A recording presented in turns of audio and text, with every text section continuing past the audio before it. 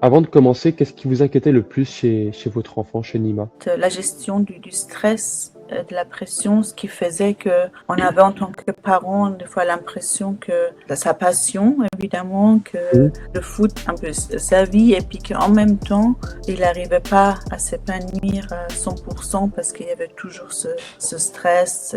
Vers la fin, un peu avant qu'il tombe sur Perfmaster, peut-être aussi cette charge mentale. Il me disait, j'ai l'impression que je réfléchis tout le temps à ça, qu'est-ce que je dois faire? Ça commence à faire un peu trop, quoi. Ça commence à être à la limite. C'est bien, ouais. Le football, ça reste plaisir. Donc c'est vrai que si on ressent tout le côté négatif un petit peu et on ressent plus de plaisir sur le terrain, bah ça a plus vraiment d'intérêt. Donc c'est bien que tu retrouves ça, Nima, un petit peu de plaisir, parce que simplement ça va t'aider à tenir sur le long terme.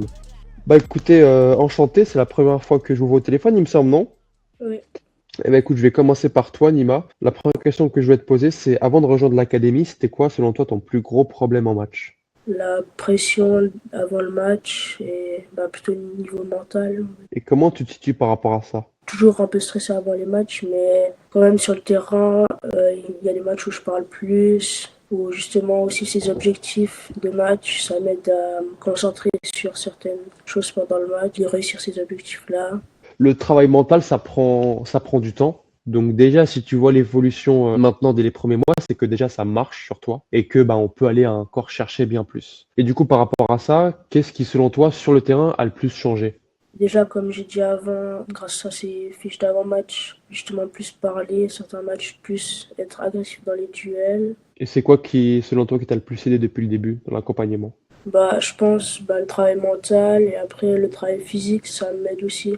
Aussi pour la progression, mais aussi vu que c'est structuré, je me prends moins la tête, c'est plus agréable la semaine. C'est bien, super, c'est des super retours. Mais merci, nous on essaie vraiment de mettre en place ce travail là pour toi, derrière à toi de l'appliquer, puis tu le fais encore une fois très bien. Donc sur ça, j'ai pas eu tout peur de ta progression et de tes axes d'amélioration. Vraiment, si tu continues comme ça, tu vas bah, exploser physiquement, mentalement, et puis tu as quel âge là? Tu as 14 ans, non? Je viens d'avoir 15 ans il y a quelques semaines. Donc voilà, à 15 ans seulement, imagine à quel niveau mental ou physique tu pourrais être déjà dans quelques années avec tout ce travail-là mis en place à cet âge-là. Franchement, ça pourrait être énorme. Quelques dernières questions. Imaginons, moi, je suis ton ami. Tu devrais me résumer l'académie en quelques phrases, quelques mots. Qu'est-ce que tu lui dirais?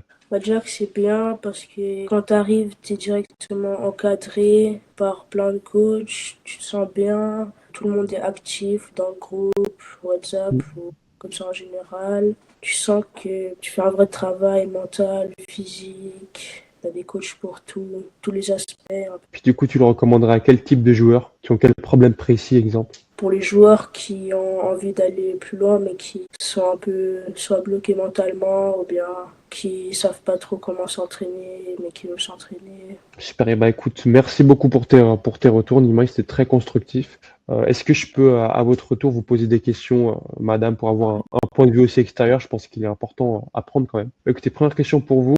Avant de commencer, qu'est-ce qui vous inquiétait le plus chez votre enfant, chez Nima? La gestion du stress, de la pression, ce qui faisait qu'on avait en tant que parents des fois l'impression que sa passion, évidemment, que Mhm. le foot un peu sa vie, et puis qu'en même temps, il n'arrivait pas à s'épanouir à 100% parce qu'il y avait toujours ce stress.